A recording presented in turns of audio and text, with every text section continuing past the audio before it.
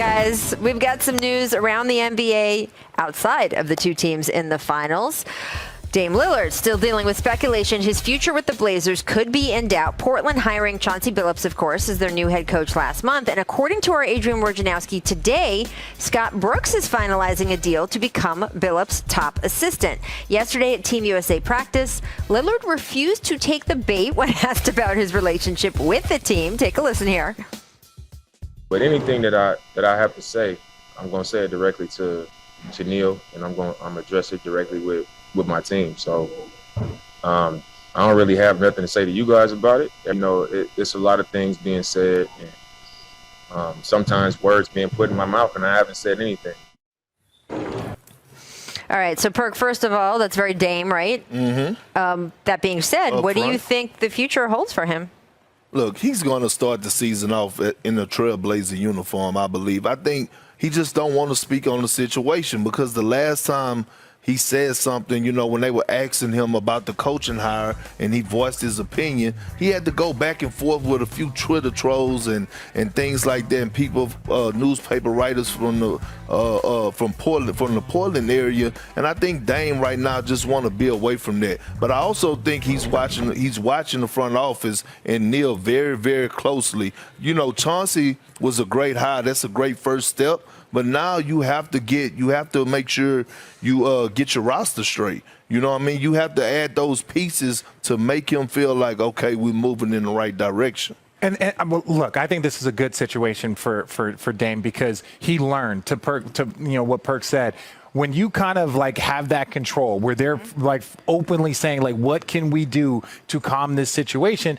You're going to navigate that, but sometimes there are mistakes in navigating that. I think coming out and saying some things and having his words twisted, he was like, look, anything I say now will be directly to the GM. That way I know if any of this stuff gets out, I know who's responsible. And so I think this should be handled in-house. You might have to vocalize it outwardly so that they listen to you in-house, but I think he's doing exactly what he should do. He's discussing what's the best way to move forward with the Portland Trail Blazers. We will see what happens. A continuing story. All right, still ahead on the jump. Devin Booker and Chris Paul made history in the finals last night. What can the Bucks do to try to slow down that backcourt? We will discuss that when we come back. Keep it locked. Welcome indeed to The Jump presented by Dell. I'm Rachel Nichols with Kendrick Perkins, Brian Windhorst, Richard Jefferson is back. All is right with the world. So let's talk about the Trailblazers' friends. They fell to the Nuggets last night. Dame Lillard averaging 34 points a game during this series. Literally nothing more this man could do. But you can't win a playoff series by yourself. And after the game, he was asked if a shakeup is needed in Portland. Here is what he said. I mean, we didn't win a championship, so obviously where we are now isn't good enough. I don't know what a shakeup looks like or what changes will be made or could be made. Obviously, as is, it wasn't good enough. You know, we came up short against a team without their starting point guard and shooting guard. Obviously, where we are isn't good enough to win a championship if it's not good enough for us to get out of a first round series with, you know, two of their best 3 or 4 players not on the floor. After the game, Dame also posted this to Instagram. Now, he captioned it with some lyrics from the late, great Nipsey Hussle. Quote, "How long should I stay dedicated? How long till opportunity meets preparation?" Richard, what do you make of that? And what do you think is next for Dame and the Blazers? Well, I think, first of all, you put that out there to let the team know that if you don't make the changes that you kind of are looking for, whether that's a coaching change, whether that's, you know, trading some of the players, then you can go. Now, Dame has been very critical of other teams, of other players teaming up. He said stuff to KD, he said stuff to Paul George. I'm positive he said stuff to Paul George, on the KD part, but he has been critical of players. So he's starting to get impatient here, especially when you look at the numbers that he puts up. So I think Terry Stotts is probably gone. I think they're going to make some serious moves. They have to do something. Our Dame is going to be out of there. He's in the prime of his career, and all of a sudden, preparation meets opportunity. This is the opportunity right now. Well, here's the thing, right? What moves can you possibly make? Because nobody is really wanting to go to Portland. So if I had to give advice to Damian Lillard, I would tell him, get out. get out fast, go. Because Rachel, look, he's wasting his talent right now. And it's similar to the same situation with Kevin Garnett, where he carried the franchise and he couldn't get over the hump when KG was in Minnesota. They're around the same age. KG was going on 31. Dame is about to be 31. Like, how long is he going to continue to do his part and not have the supporting cast? KG had to make the decision that it was time for him to leave. I think it's time for Dame to do the same. You know what KG said was one of the great mistakes of his career was not going to Boston sooner. You know, and I think it's a career crossroads for Dame. And, you know, the league is like, look, I know what Dame has said. He is on the record many times as how he feels about this, but the league is watching this very closely. And while I'm not going to overlook and look too much into a song lyric because that can be dangerous, he knew exactly what the reaction would be by putting that on there. And that is an indication that he is beginning to turn the screws. And the league is watching and waiting, and there are teams out there getting ready for this. And I don't know if Dame is going to be involved in the potential coaching search. I don't know if Dame would give advice on free agency. I don't know if Dame would give advice on trades. But the Blazers better hope that he does, because if it's silence, that is a bad sign.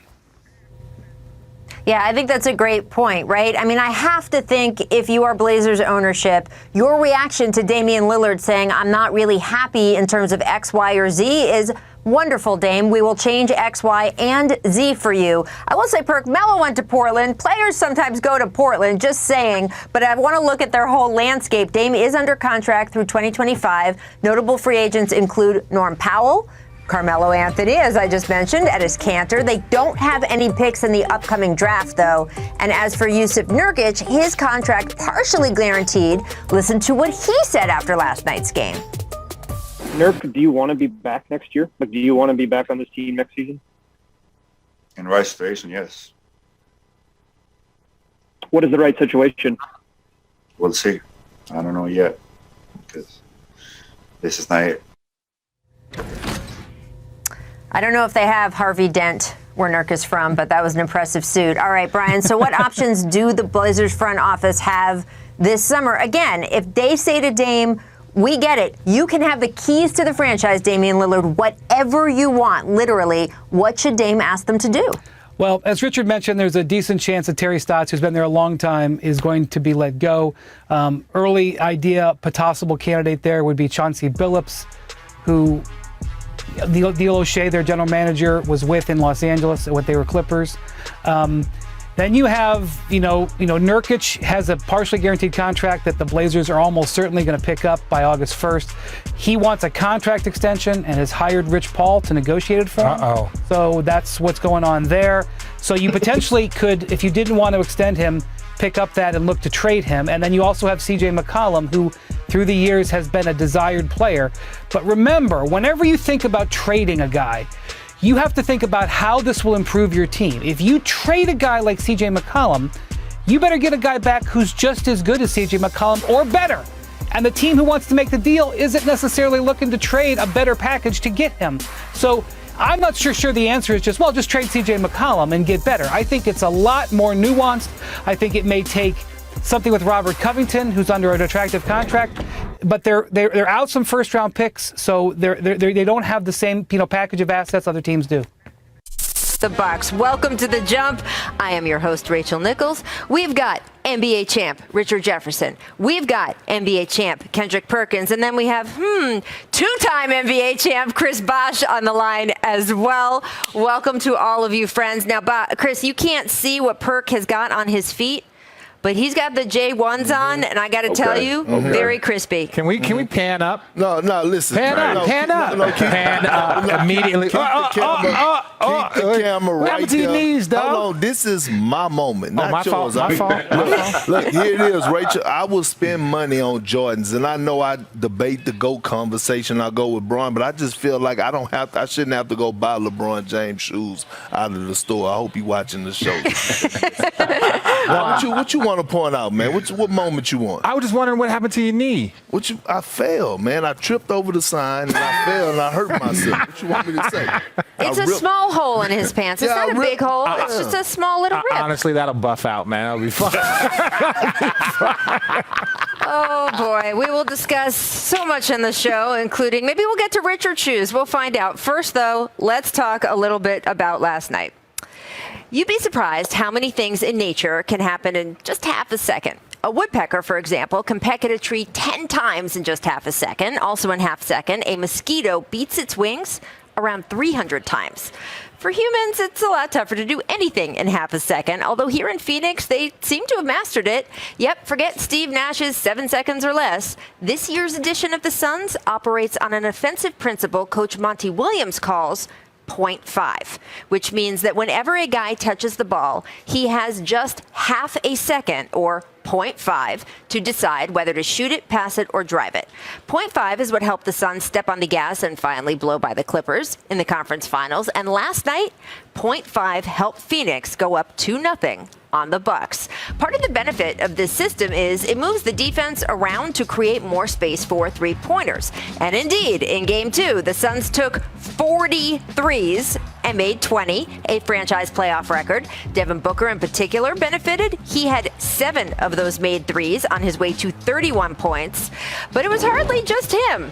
Eventually break things open for that DeAndre Ayton basket. Ayton even drew a foul on the play, part of an overall second quarter surge that led Phoenix enter halftime up double digits. I mean, right? It also frustrated, of course, Milwaukee's Giannis Antetokounmpo so much that we saw this in a timeout in the huddle. Yeah, I think his message was just, it's not about any of us individually. It's about us collectively. Stay together, stick together, take it one possession at a time, was his message in that timeout. That kind of leadership and growth Giannis showed there, it's notable. Being that vocal is definitely not something we would have seen him do just a couple years ago even. Although what Giannis did on the court last night, even more impressive. Just 9 days after hyperextending his knee so badly, many feared he'd just be out for the rest of the playoffs. Giannis played 40 minutes, putting up 42 points on just 22 shots.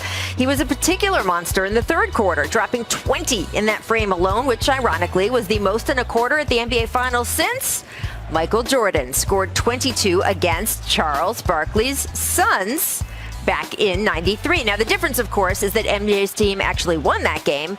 Giannis's team did not, despite getting close a couple times down the stretch, and now the Bucks will have to once again try to regroup as the series turns and heads to Milwaukee. After the buzzer, we saw Chris Paul walk to the sideline and hug his close friend Dwayne Wade, who had flown into town to take in the game. As Wade hugs CP, you can hear him say, "2 more, bro, 2 more." And that is indeed the crux of it. The Suns are halfway to a championship, or maybe we should say they are 0.5 of the way to a place where all those half seconds are adding up to possibly a very shiny trophy. So, guys, the story of Game 2 was the Suns dominating from the perimeter with all of that 0.5 passing, while Giannis and the Bucks had their way inside. So, Richard, what was working so well for the Suns in Game 2 as you saw them take advantage of that quick thinking? Well, honestly, the Bucks, the way they played defense, and that's great defense that the Bucks played on that possession that you were showing. They're scrambling around. Everyone's touching the ball. Everyone's scrambling, running guys off the line. But the Phoenix Suns are just so good. And when you shoot 20 for 40 from three, that's difficult. But I also want to point out something. That is like the second most in NBA history behind 24 from a former Cavs team that I was on. But there's a commonality there. Shut up. I'm sorry. I'm sorry. You know what? I was told that I'm not nice enough to you, so I apologize. So just hush it for a second. There's a commonality there. Both teams were against a Coach Bud-led team. Right. And so it's like 23s against Coach Bud, 24 threes against Coach Bud. These are the little things that they're talking about, in-game adjustments, running guys off the line. But the Bucks are trying their best. They just look a step slow.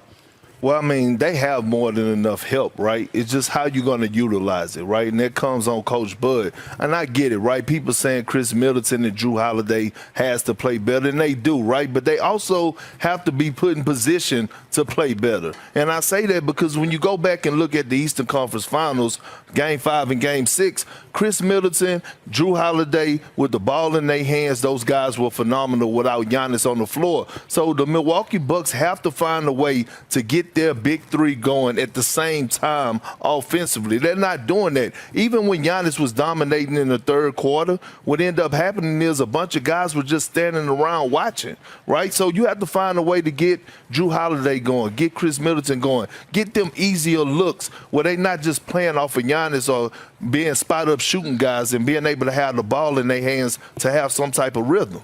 Yeah, Perk is 100% right. The last thing I wanted to add. Let Chris Bosh speak. Oh, I didn't. Where's Chris at? Where's Chris? Chris is here. I'm right here, Oh, there bro. he is. Yeah, you Right there. forgot What's the about me screen? already? My Come bad. on, man. My bad, Hall of Famer. My bad, Hall of Famer. What you gonna say? CP, his wife finally dressed him. He finally feeling a little swagged up, so he want to host the whole show. But go ahead, man. Go ahead and do your thing, CP. Well, Don't mind him. Well, I mean, look, if you're getting 60 points off of threes in the NBA Finals, you've got a good chance to win that game. The Bucks are going to have to do a better job of running them off the three-point line, like you guys were saying. But give the Suns credit. They got Book going after a game where we felt that he could have got it going a little more. He definitely responded. All those passes, of course, led by their captain and their point guard, Chris Paul. And just, I've got to give, recognition to Mr. Bridges, too. I think, 23, 27 points, something like that. If their role players are scoring 20-plus points a game and they're hitting 20-plus threes, I don't see another way that you can beat this team. You have to give credit to their ball movement. They had a great rhythm all game. And even when the Bucks cut it down to single digits, they never got rattled. They continued to execute. That was a huge three right there that put them in position back into double digits. And, it's just finding those ways to get their offense going. But you got to give credit to the Suns. They're playing well right now. They've got a lot of confidence. Their bench is in a good rhythm. But most importantly, the players around Ayton, Chris Paul, and Devin Booker are playing very well right now. And I think that supporting cast has lifted them up and helped them get to 2-0. Yeah, shout out to Bridges particularly. He was just phenomenal last night. And look, Giannis was phenomenal too, right? I mean, he did everything or his part to try to carry the Bucks. We can take a look here. He dropped 42 points in 40 minutes, 12 rebounds. It was not enough, though. And here is what Giannis had to say post-game about how he was feeling physically. Again, just 9 days ago, the man hyperextended his knee. Take a listen to him here. When I'm out there, it's not about testing no more. I'm out there, I'm, trying to play, try to help my team win in any way possible. I was out there both times, and that's what I try to do.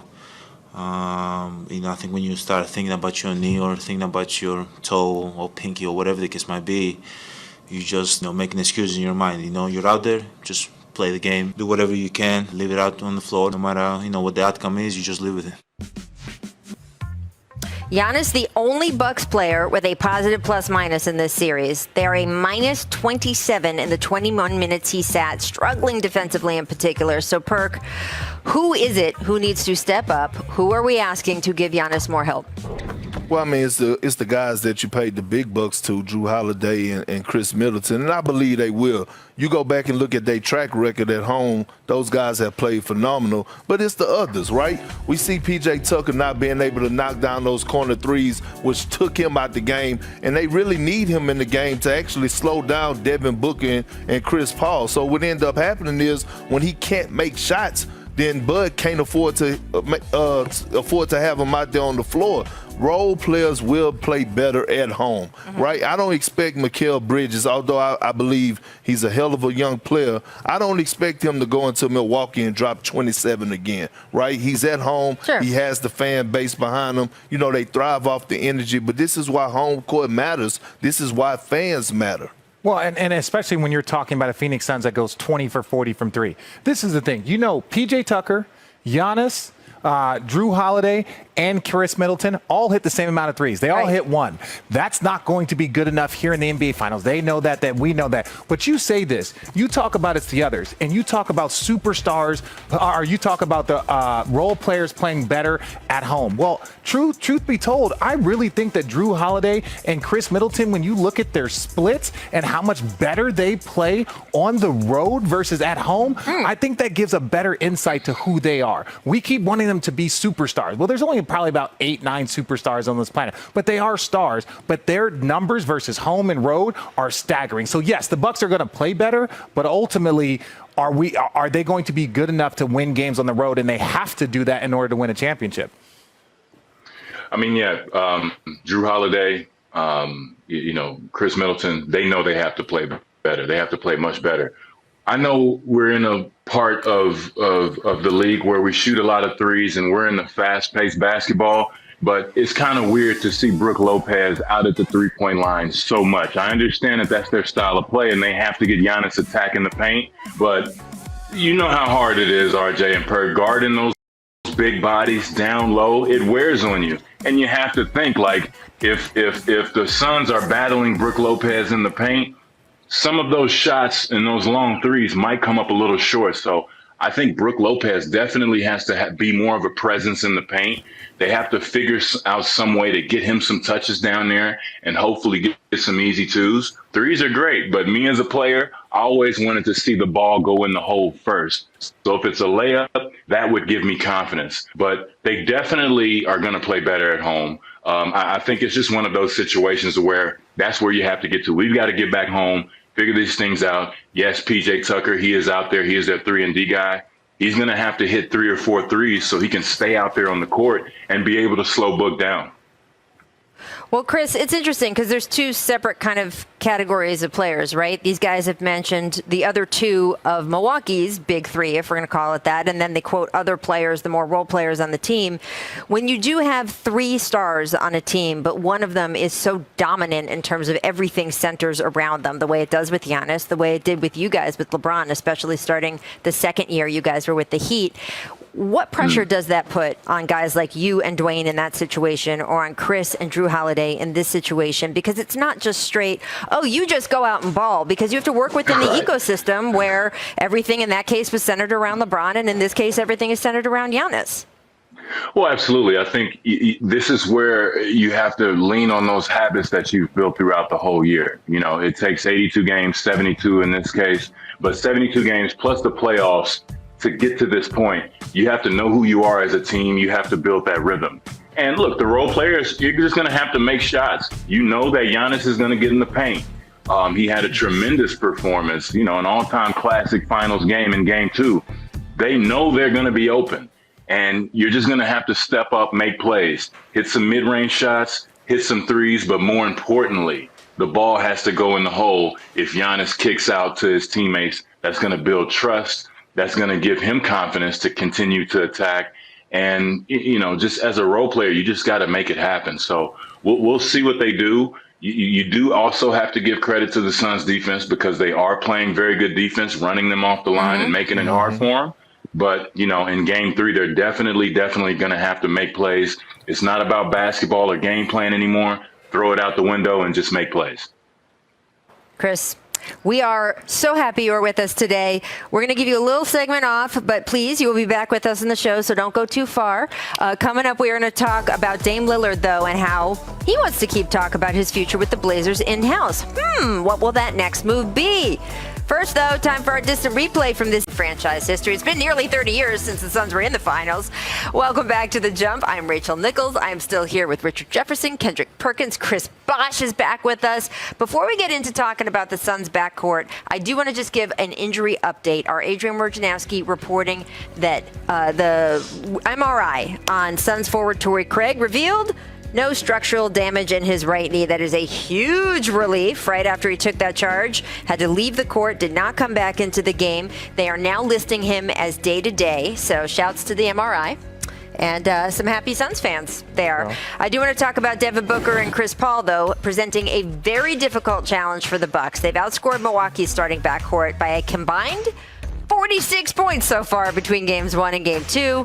So, Chris Bosh, what can the Bucks do to slow down the Book and CP3 show? Well, I mean, it's easier said than done, right? These are two of the best players in the league. Chris Paul's got the eye of the tiger right now. I think he wants it more than anybody else in the world right now. And Book is definitely trying to establish himself as the young superstar of the league. But I think one of the things that the Bucks can do is really play better defense. I think I'm more of a traditional big. I like to see the bigs up in the screen and roll. Guarding right. Chris Paul is hard enough.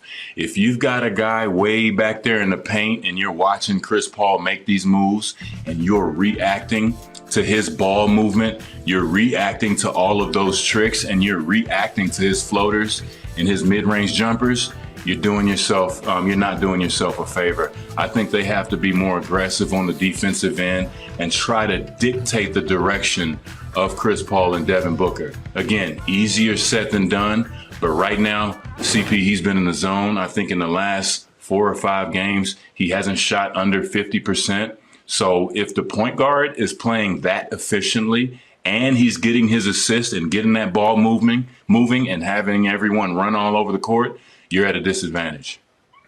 It's so well said. And what can the Bucks do to slow down CP and Booker? This is the issue.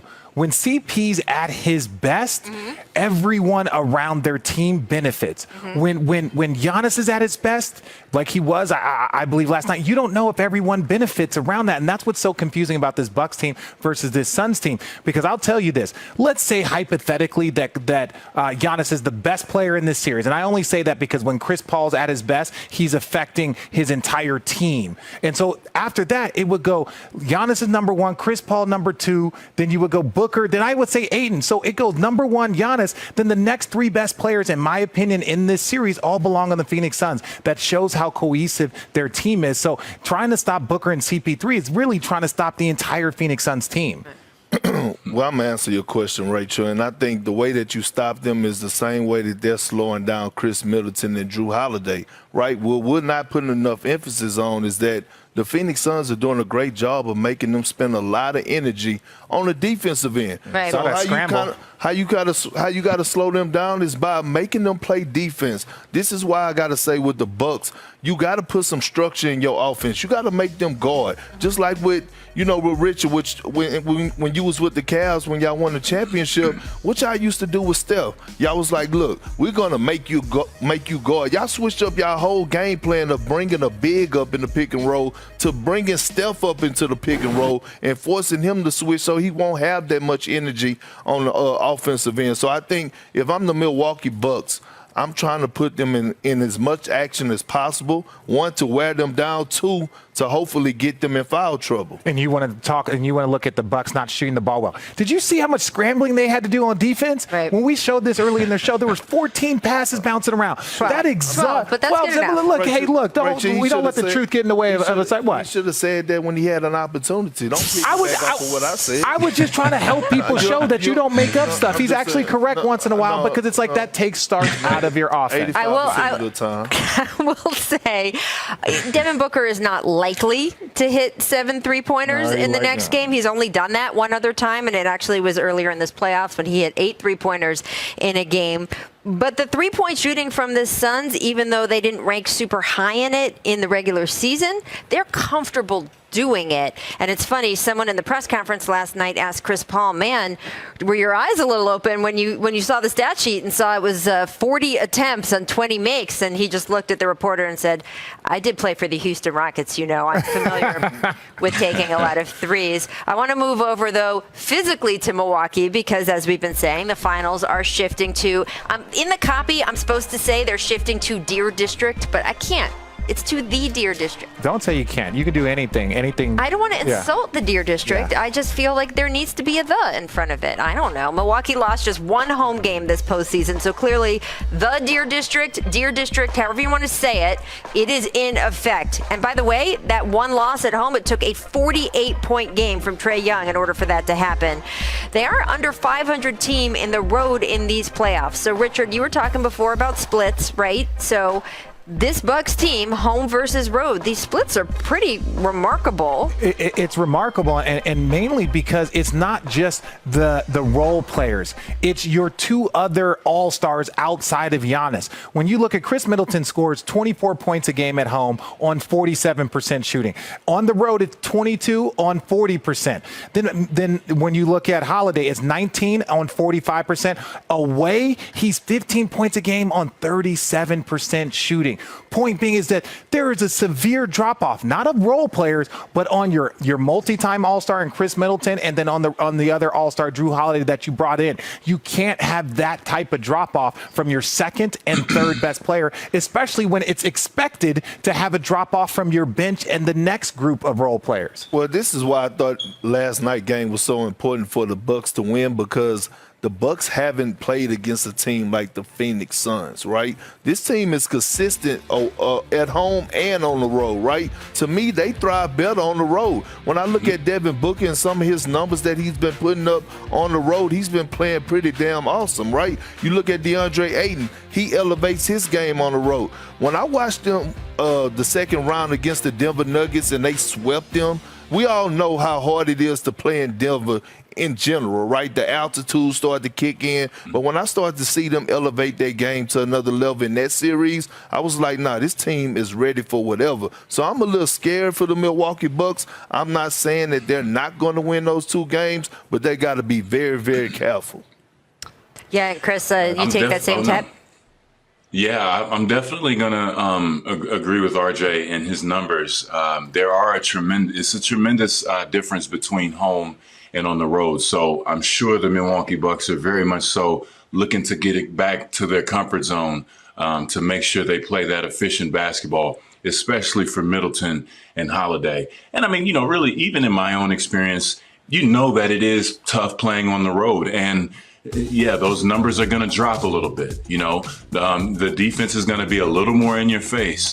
The home crowd is always going to have that energy, and you have to figure out how to get good shots. I think what the Milwaukee Bucks have to do is find out a way to get their fast break going. Usually when you see them, and I know Giannis is dealing with his knee, but when they're in the open court and they're playing fast and dynamic, that's when I think they're at their true form. So if I'm Budenholzer, I'm definitely telling my guys to get the rebound, push the ball, and look for easy opportunities in the fast break and in the open court. Then you can get that drive and kick game going, and then maybe put the Suns in a position where they're scrambling and you're making passes and dictating the passes and dictating the tempo.